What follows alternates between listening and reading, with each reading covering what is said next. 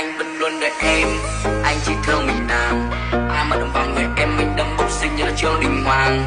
Con người anh vô tư, không khoe khoang vẫn luôn bình phàm. Bạch sai sự uy tín cao, nó chưa dựa vững chắc cho mẹ em ghi vàng. Hoa mắt trong mặt